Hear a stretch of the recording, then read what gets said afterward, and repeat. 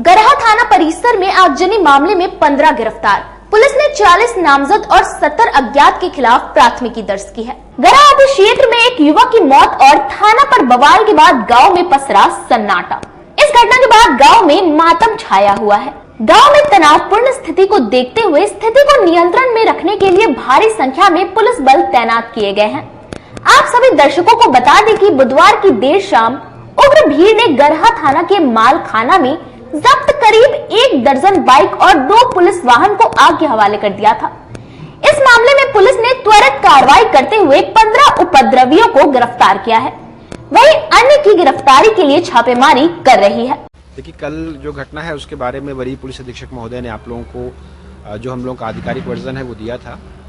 कल की घटना के बाद से तीन घटनाएं मुख्य रूप से हम लोगों के सामने आई हैं। पहली घटना जो शराब के विरुद्ध छापेमारी की गई थी, उसकी प्राथमिकी दर्ज की गई थी, उसमें 2 लोगों को गिरफ्तार किया गया था। दूसरी जो घटना उस गांव में हुई थी जितेंद्र उर्फ चुन्नन के साथ, उसको लेकर उनके पिताजी का फर्द बयान एसकेएमसीएच में लिया गया है और उसके आधार पर अग्रिम कार्रवाई की जा रही है। तीसरी जो विधि व्यवस्था की समस्या पैदा हुई थी, उसके बारे में 30-35 ज्ञात एवं अन्य अज्ञात लोगों के खिलाफ केस किया गया है। उसके मामले में आसपास के गांवों में लोगों को वीडियो फुटेज के आधार पर स्थानीय सूचना के आधार पर चिन्हित करते हुए रेड एवं छापामारी की गई है।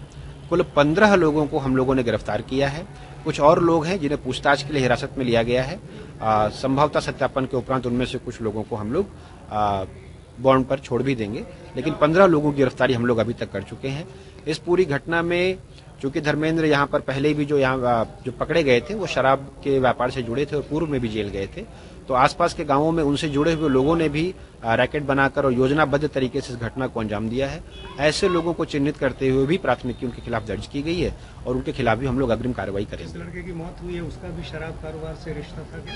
अभी हम लोग उसकी तफ्तीश कर रहे हैं। उनके बड़े भाई का रिश्ता था, दैट इज फॉर श्योर, और वो वहां से इस भय से संभवतः भाग गए होंगे। उनका और पुलिस का कोई आमना सामना नहीं हुआ। पुलिस को देखते ही वो वहां से भागे थे और पुलिस ने जिनको जो सामने मिला उसको लेकर हम लोग चले आए। जिन लोगों ने हमला किया वो कौन है, उनकी पहचान हो पाई? उनमें से कई लोगों की पहचान हो गई और पहचान के आधार पर 15 लोगों को हम लोगों ने अभी तक गिरफ्तार किया है और उनको हम लोग जुडिशियल हाँ जी जी नहीं, अभी तक नहीं पकड़ा जा सका है और उन लोगों की गिरफ्तारी के लिए हम लोग प्रयास कर रहे हैं, लेकिन 15 लोग हम लोग के अभी तक गिरफ्तार हो चुके हैं। कितने अभियुक्तों को छुड़ा के ले गई है? 2 अभियुक्तों को ले गई। उन दोनों की गिरफ्तारी। हमला करने वालों में शराब के कारोबारी सब भी थे क्या? जी, क्योंकि धर्मेंद्र वहां के और गरहा के भी कई लोगों से जुड़े हुए हैं और जब विधि व्यवस्था की समस्या पैदा हुई तो आमतौर पर इस तरह की घटनाओं में जो अराजक तत्व होते हैं वो एकजुट होते हैं और मौके का फायदा उठाते हैं। हम लोग की कोशिश है कि ऐसे लोगों को चिन्हित कर उनके खिलाफ हम लोग अग्रिम अविध सम्मत कार्रवाई करें। वो कल शाम को भी आप लोगों को बता दिया गया। थाना परिसर पूरी तरह से सुरक्षित है। थाना परिसर में जगह के अभाव की वजह से यहीं बाहर एक निजी व्यक्ति की झोपड़ी थी जो आप लोगों के पीछे की जगह है और यहीं पर कुछ 10 या 11 बाइक लगी हुई थी और 2 4 व्हीलर्स थी जिनको आग लगाने का प्रयास किया गया और वही नुकसान हुआ है। एक चौकीदार के साथ मारपीट की बात सामने आई थी, उनका इलाज कराया गया है, उनका भी बयान दर्ज किया जा रहा है और उनकी जो इंजरी रिपोर्ट है वो प्राप्त की जा रही है।